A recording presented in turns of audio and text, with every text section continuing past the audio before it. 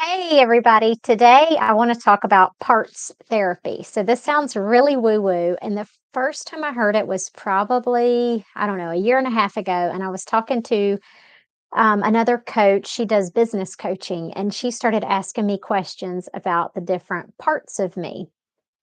And she was saying, wasn't there a part of you that felt like rebelled when you were a teenager? Didn't you feel like there was a part of you who, um, it feels like you're not good enough to do what you're doing. And I kinda understood what she meant, but I didn't totally get it. And then I listened to a podcast with, Dick Schwartz. So Richard Schwartz is a psychologist who invented internal family systems. And the whole idea around this is you have a family system within your body. So just like a normal family system that would include, maybe a bossy parent, maybe it would include a sassy teenager, maybe it would include a hurt child or a criticized child. We each have those parts inside of us. So you may be thinking like, what the heck? What's she talking about? Okay, here's an example.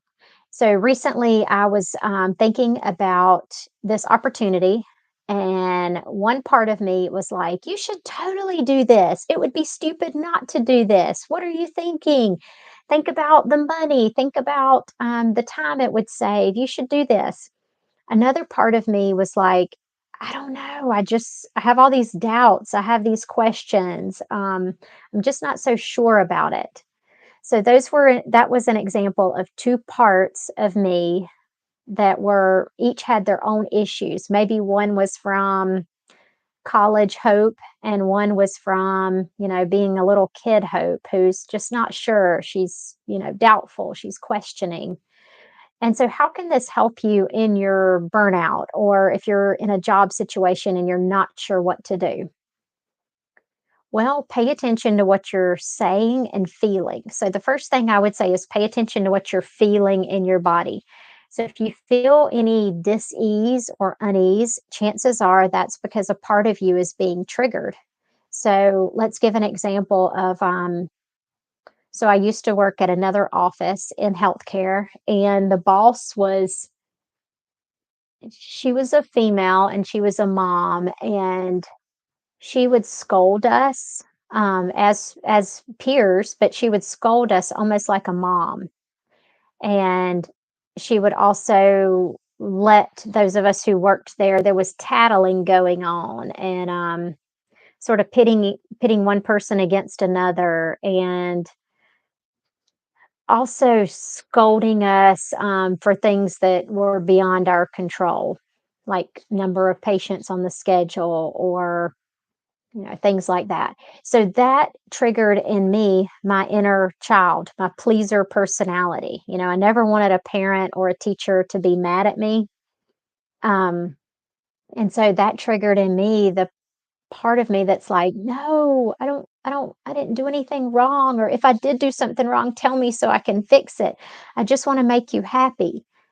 And so it's important to recognize that that part of you is being triggered. And for a lot of us in healthcare, especially, well, really in any job, you're going to be triggered. The childlike part of you is going to be triggered by people who are over you. So, managers or people who are in charge, your boss. You're going to have these feelings of inadequacy. Um, you also may be triggered by your inner manager.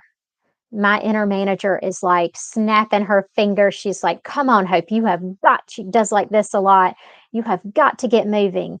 She uses this phrase a lot. "You've got to get your butt in gear." And a lot of times these phrases will be familiar from childhood.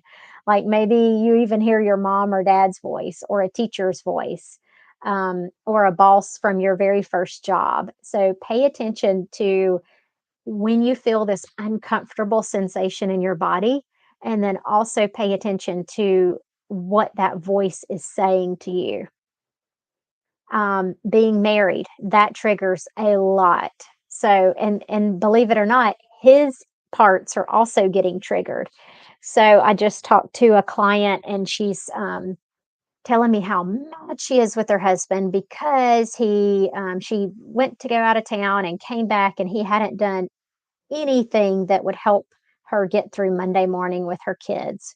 Hadn't gone grocery shopping, he hadn't packed lunch, he hadn't arranged for rides for school or any of this.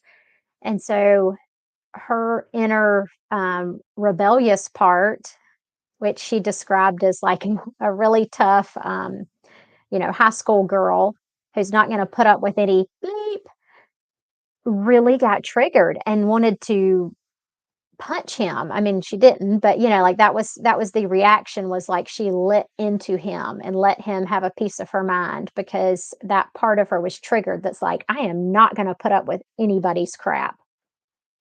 But there was also a part of her that was triggered that's her inner child, and her mother left when she was pretty young. So this inner child part of her was feeling extremely vulnerable and abandoned, and felt that her husband was doing the same thing, was, like, not there for her.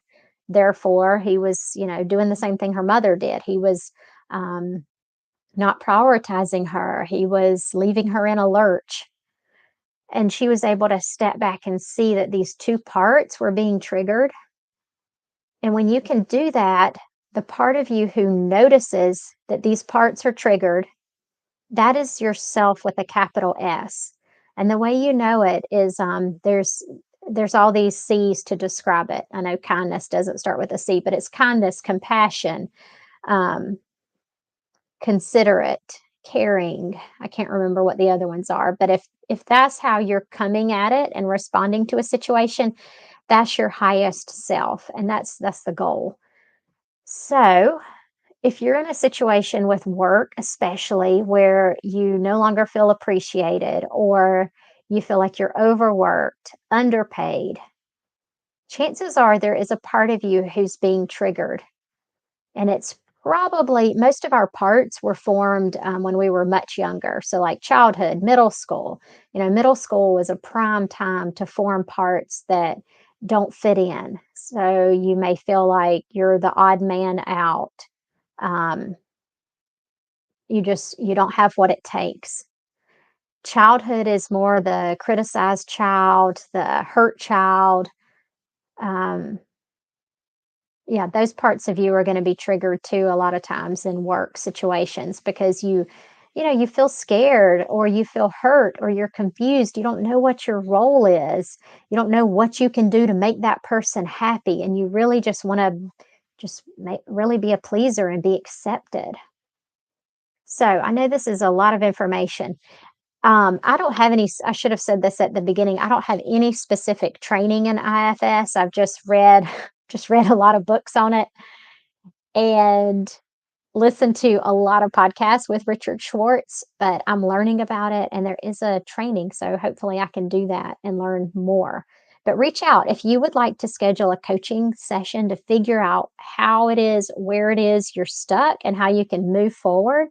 Go to my website, coachhopecook.com, and there's a place where you can schedule your free discovery call.